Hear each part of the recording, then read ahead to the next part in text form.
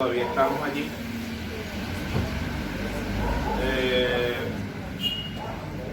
Lo pueden abrir, sí, lo pueden abrir, lo pueden ir analizando y quedamos en el verso. ¿Cuál verso quedamos? ¿Gálatas 1 qué? Capítulo 1 todavía estamos. Yo estoy diciendo que quedamos. 1.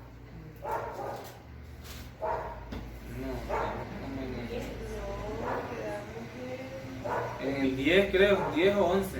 Ok, vamos a comenzar desde el 11 y dice: Mas os hago saber, hermanos, que el evangelio anunciado por mí no es según hombre, pues yo ni lo recibí ni lo aprendí de hombre alguno, sino por revelación de Jesucristo. Recordemos que estamos hablando de un hombre que tuvo la oportunidad, según sus cartas, de ver a Jesús en gloria. Pablo. El apóstol Pablo. Él dice y expresa en su testimonio que él quedó ciego, y hay testigos de esa ceguera. También él asegura haber estado en el tercer cielo. Lo asegura contundentemente. De hecho, lo asegura mucho más que Juan, que escribió el Apocalipsis. Entonces, es algo tan impresionante que no sabemos o no les podemos describir el nivel de la seguridad que tiene el apóstol. Ahora, los profetas, los que pasaron en la antigüedad, no tuvieron la oportunidad que tuvo Pablo de escribir todo lo que él dice. Asegura haber estado en el tercer cielo, asegura haber visto a Jesús en gloria, y eso es muy contundente, porque Jesús dijo: no me volverán a ver hasta que yo vuelva o regrese. Pero Pablo lo miró estando en el tercer cielo y compartió con él. Allí está la respuesta que buscamos todos en cuanto a por qué Pablo nunca más tuvo mujer. Lo que vio el apóstol fue tan grande que se olvidó de los placeres de la vida y se olvidó de vivir para sí mismo. Dijo: no voy a vivir más para mí, sino que voy a vivir para Cristo. Porque ya habéis oído acerca de mi conducta en otro tiempo en el judaísmo, que perseguía sobremanera la iglesia de Dios y la asolaba.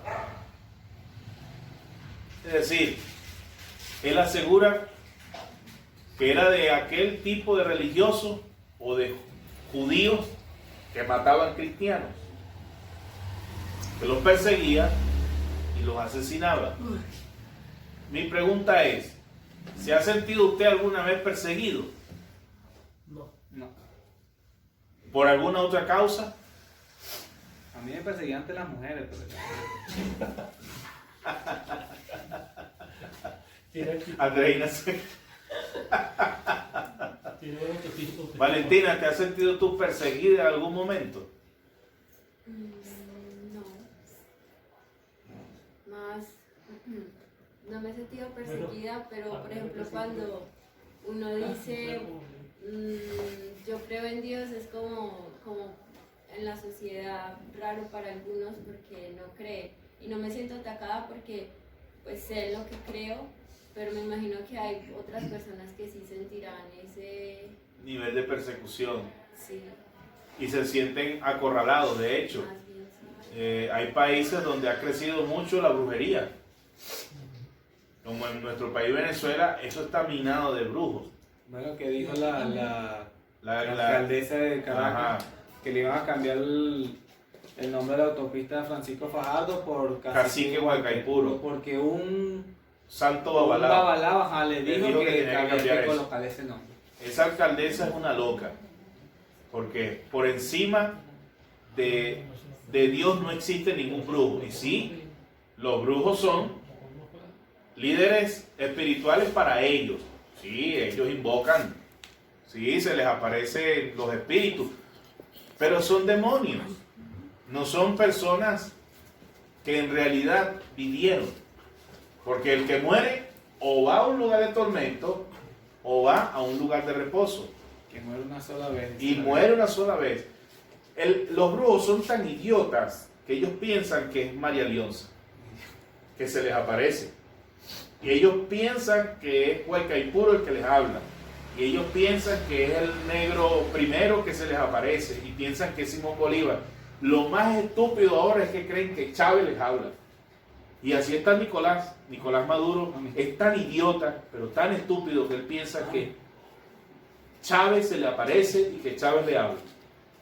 De hecho, son tan estúpidos que ellos las cosas de la oficina de Chávez no la tocan, porque dicen que todavía le están mandando en su oficina.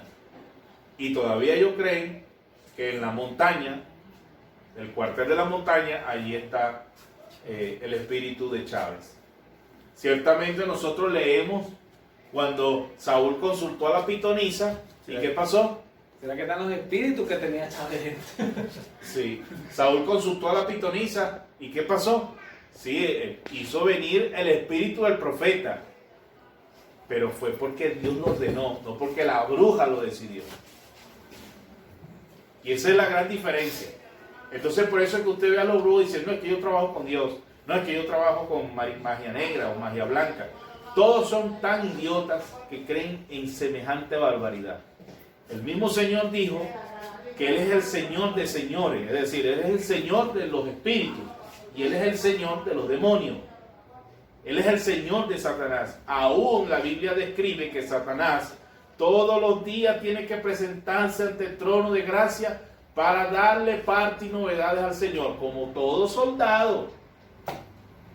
Y él aún quisiera poder entrar, pero desde lejos tiene que hablar.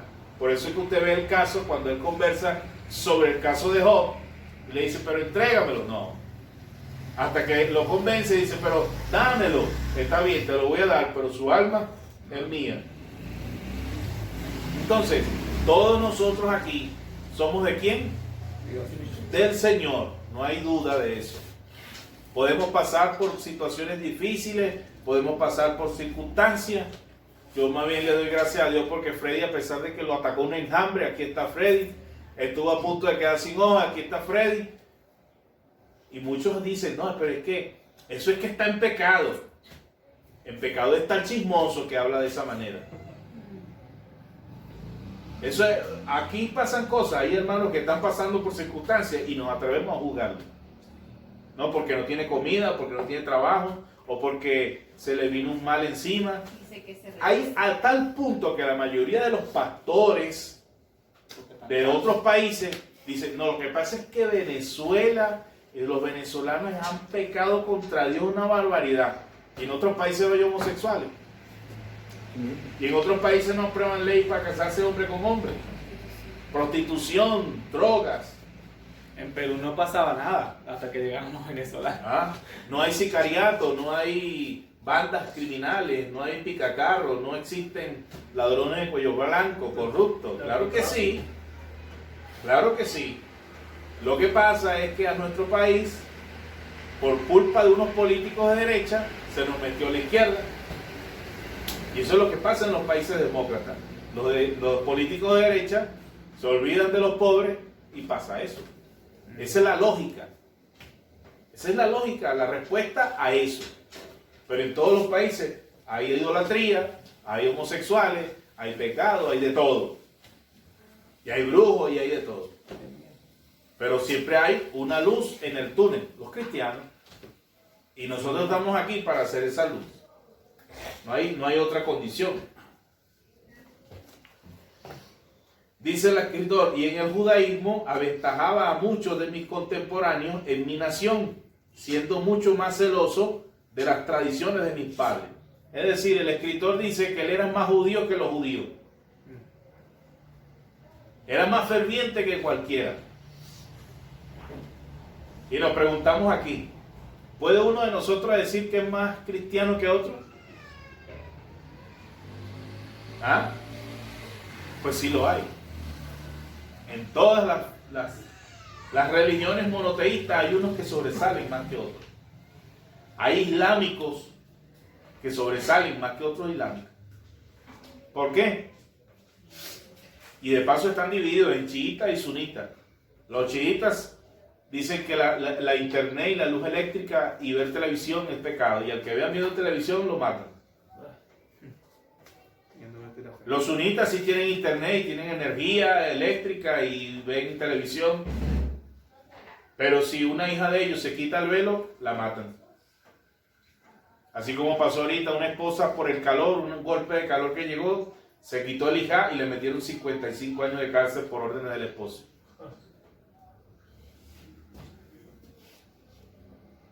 Ahí ninguna mujer tiene autonomía en esa religión monoteísta. Y las niñas desde que nacen, los padres le dicen, o el papá le dice con quién se va a casar. No, ella no elige con quién, sino ya le dicen con quién se va a casar. Y así, y el judaísmo, hoy día el judaísmo en Israel no es lo que pintan los evangélicos, que eso es otro, no. Las judías usan pantalones, se visten, se pintan, se arreglan, pero los hombres sí mantienen su fe judaica hasta el final, porque es que ellos están claros de que la ropa y los maquillajes y todas esas cosas no es lo que hace la fe de los hombres y de las mujeres. Ahora en el cristianismo también, sí, hay quienes son más cristianos que otros. Ahora, ¿y cómo yo puedo ser más cristiano que otros? ¿Qué dice usted? ¿Cómo usted puede ser más cristiano que otros? Sencillo, buscando más de Dios. Buscando más de Dios. David, ¿cómo tú puedes ser más cristiano que otros? Así, buscando más de Dios, consagrándose. Tú sabes siendo que honesto, leal. hay iglesias que la mayoría, para decir que son más cristianos que otros, se compran una Biblia grandísima. Todos son pastores. Le dicen a todo Dios le bendiga en la Amén. Todo es varón, varona, sierva, siervo, santo. Y si se convierten en cristianos pentecostales y eran borrachos, eran bandidos, pues vengan los de la iglesia libre por encima de los. Una vez que se convierten, porque dicen que ellos son la verdad y son los que van a ser salvos. ¿La salvación realmente nos compete a nosotros o la decidimos nosotros? No, Él salva a quien Él quiere. El Señor va a salvar a quien Él quiere, y Él ama a la gente desde incluso antes de la fundación del mundo. Ya Él sabía que de Él existía.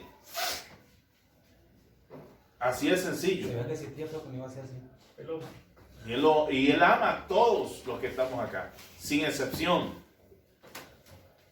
Ahora, la respuesta real a que sí puede usted ser mejor cristiano que otros, sí puede. Y le voy a decir algo. La iglesia es el 1% de su vida cristiana. Del 100% de su vida cristiana, la iglesia es el 1%. El templo es el 1%. Porque el 99% está en la calle. En la calle, en la casa, obviamente. En la casa, en todas partes. Porque no puede ser que a usted lo vean como cristiano en el templo, pero en la calle no. En la calle usted es un bandido, una bandida. En la calle usted dice groserías. En la calle usted amenaza a la gente. En la calle usted, si el chofer se baja, bueno, ¿qué es lo que pasa? Y saca un bate. Y entonces los domingos usted lo ve santo con una Biblia grandísima. Entonces ahí es donde está el error de las iglesias. La mayoría de los cristianos piensan que el evangelio está en el templo y con los hermanos. Y no es así. No es así. Entonces, yo tengo que entender que mi 99% de salvación está de la puerta del templo para allá. Esa es la verdad del cristianismo. Anteriormente, cuando Pablo escribió estas cartas, existían templos, hermano Freddy. No había Estructuras físicas no existían. Nada más las sinagogas, ¿no? La sinagoga de los judíos. ¿Qué hacían? Se reunían así como estamos nosotros. La iglesia de los Efesios eran 7 miembros. Solamente. Y así estamos nosotros. Y el evangelio, el que el Cristo predicó, era un evangelio donde no importa dónde se reúnan, pero háganlo. Sea en la calle, sea en un parque, sea en una calle, sea en una casa, sea en un templo hecho por nosotros. No está mal que lo hagamos, pero sí. Pero ahí está, hay que estar claro que el cristianismo, tu salvación, no depende de la iglesia o de la estructura donde tú vas, sino depende de ti, de tu casa, de tu familia, de la calle, de los ejemplos que damos, de nuestros hijos que de verdad estén en Cristo, que sigan al Señor. ¿Será que como cristianos sí lo podemos entender? Y sí podemos ser mejores cristianos que otros. No con eso hablo de un cristianismo donde todos tienen que dejarse aplastar por lo demás. No, el cristiano es astuto, como lo dijo Cristo. El cristiano es inteligente. El cristiano es sabio. El cristiano cumple con las leyes. Es como... ¿Sabe algo? Nosotros los hombres somos muy calientes ¿para qué? Para pelear, ¿verdad que sí?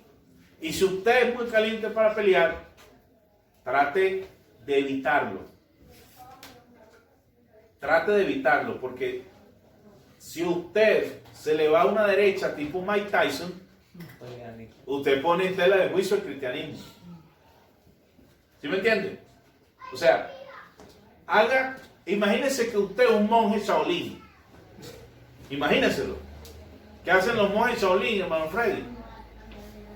Nunca utilizan su arte marcial. Sería lo último. Porque ellos saben que ellos pueden matar. Pero imagínese que usted puede matar a una persona. No lo haga. Evítese. Y si usted ve que la otra persona está muy encendido, muy caliente, trate de con palabras suaves amansarlo. Ahora, que si a usted se le vienen encima y lo van a golpear, y usted tiene que defenderse, obviamente.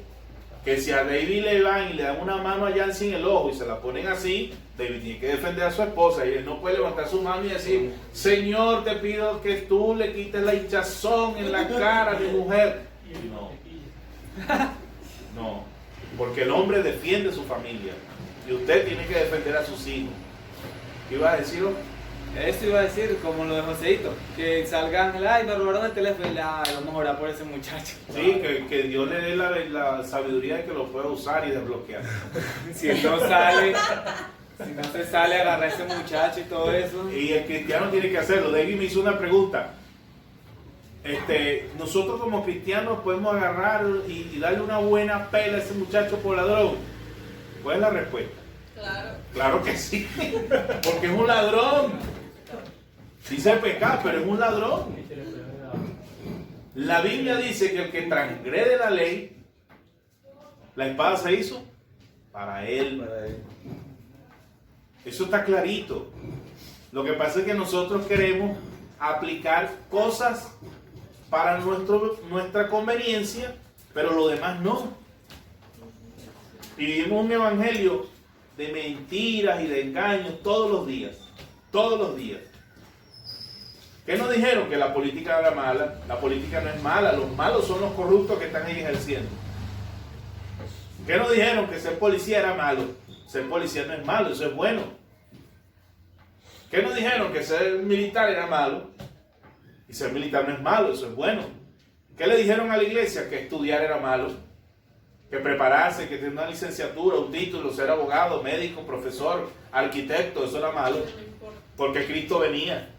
Y ese es el extremo de la religión. Nosotros tenemos que estudiar, tenemos que educarnos, que tenemos que trabajar y vivir todos los días esperando al Señor, sí. Esperando que Él haga por nosotros, sí. Pero tenemos que trabajar, tenemos que estudiar, tenemos cosas que hacer.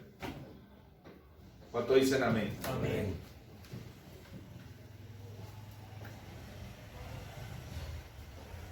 Pero cuando agradó a Dios, que me apartó desde el vientre de mi madre, lo que estoy diciendo ahorita, y me llamó por su gracia, revelar a su Hijo en mí, para que yo le predicase entre los gentiles, no consulté enseguida con carne y sangre.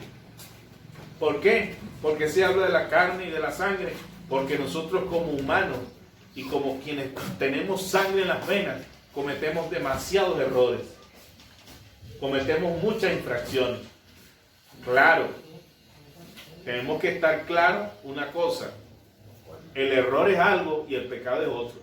Como yo se lo decía anteriormente, el pecado se planifica y el error es, como dijo el Chavo del 8, se me chispoteó. Cometí el error, pero fue un error. Como de repente lo que pasó con Cristo en el templo cuando miró a los mercaderes, ¿qué hizo? Los golpeó. Vamos a ser claros con lo que dice la Biblia. Los golpeó. ¿Cuántos chichones y cabezas rajó? No sé, no lo dice la Escritura. Allí nos imaginamos que Cristo no era un hombre pequeño, ni tampoco raquítico como lo colocan en las en las películas, sino que era alguien fornido, porque los agarró y los sacó. Y fíjese usted que tuvieron que mandar a una guardia completa para apresarlo. Sin embargo, Pedro, cuando miró el soldado que le iba a poner los ganchos a Cristo, sacó la espada y le voló, le iba a volar a la cabeza, pero le arrancó fue la oreja. Jesús tampoco lo sancionó por eso, sino que le dijo: guarda tu espada, tranquilo, quieto. ¿O acaso tú no crees que yo puedo mandar ángeles que vengan? Cuando nosotros malinterpretamos el cristianismo pasa eso. Porque ninguno dice que Jesús le cayó a palo y a golpe a los mercaderes. No lo dice. Dice: el Señor los sacó del templo.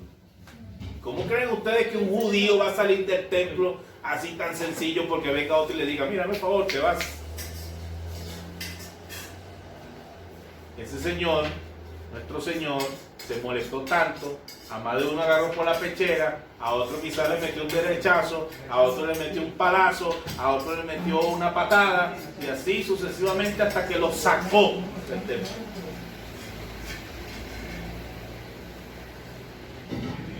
Imagínense a nuestro Señor tipo Bruce Lee ahí en esa escena, que ninguno podía con él. Vamos a poder con un Dios. Y se salvaron que no llamó a los ángeles, porque me imagino que los ángeles estaban ahí con las manos metidas en la espada. El que se comía la luz le iba a arrancar la cabeza. Su Señor. ¿Cuánto le alaban? Denle un aplauso a él, porque se lo merece.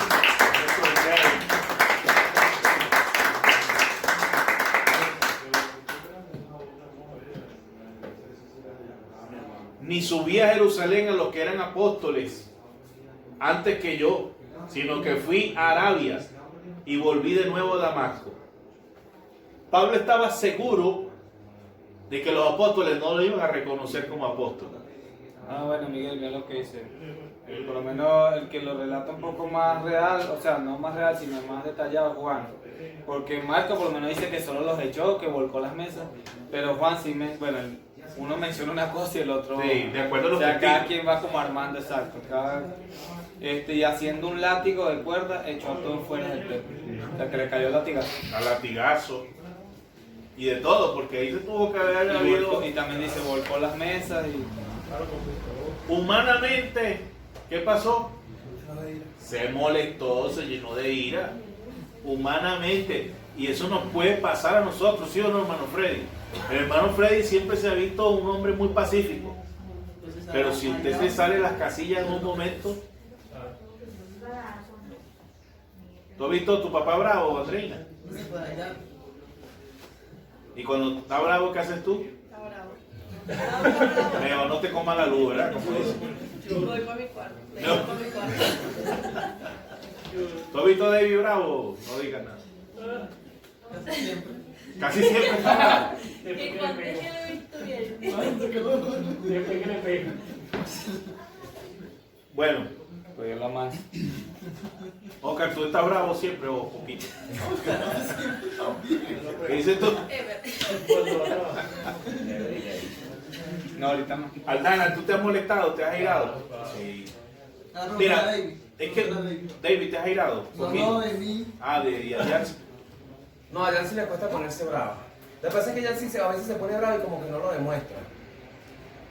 Y ella enamorada. Cuando dice así,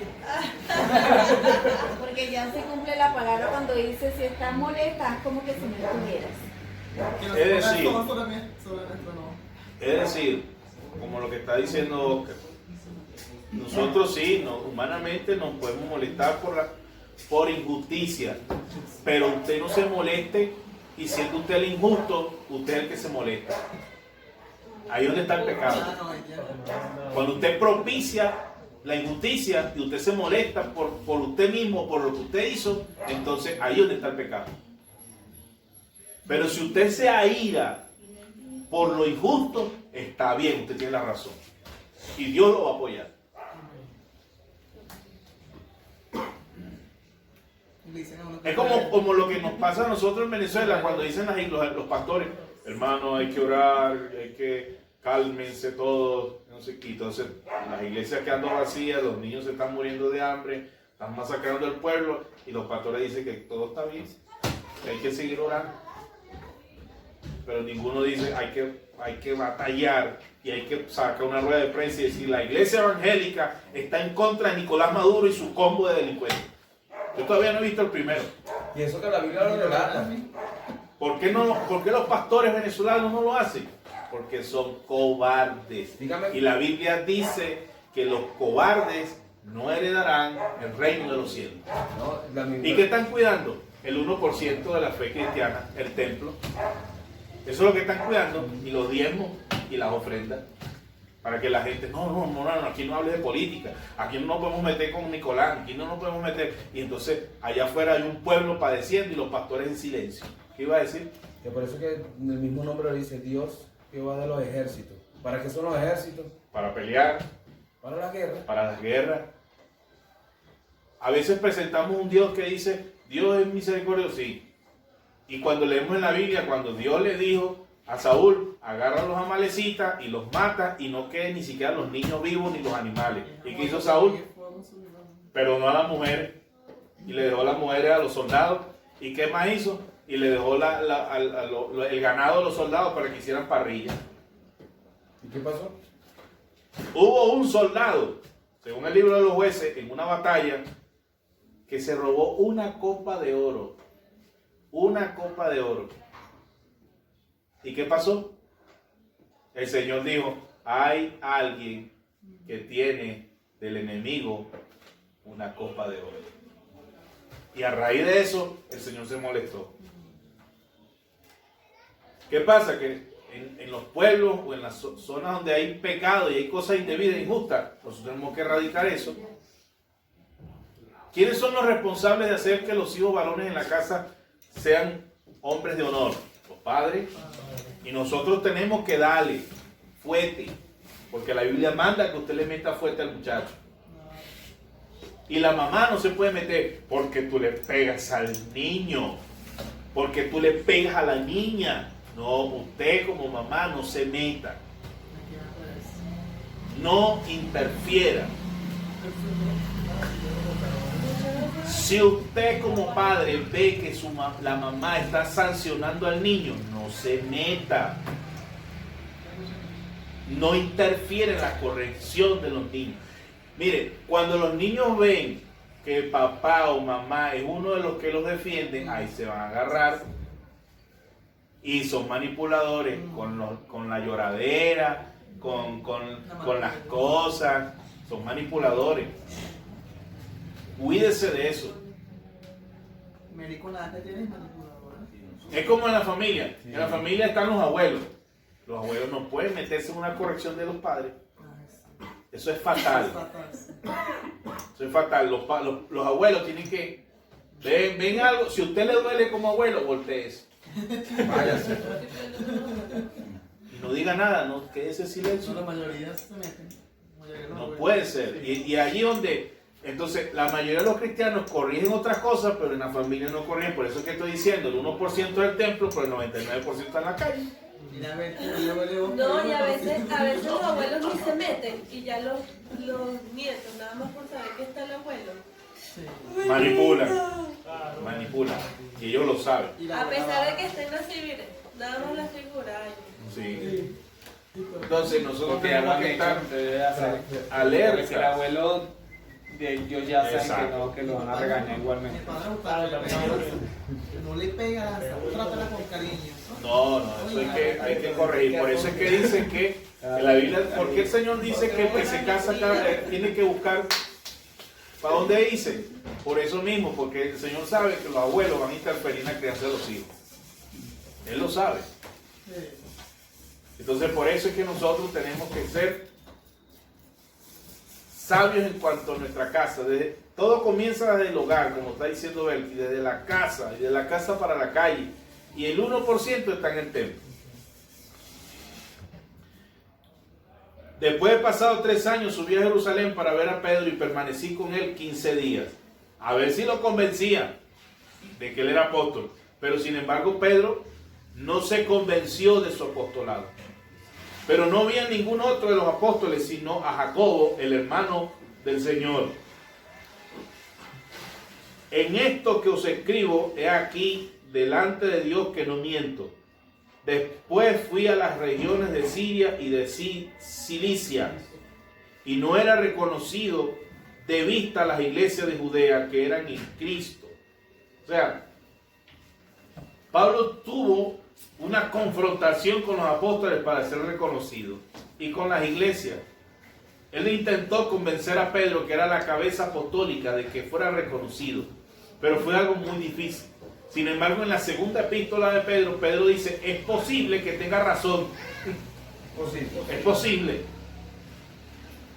Y lo que dice, sí, ciertas cosas son buenas, pero Pedro dice, es probable que tenga razón. No se la dio.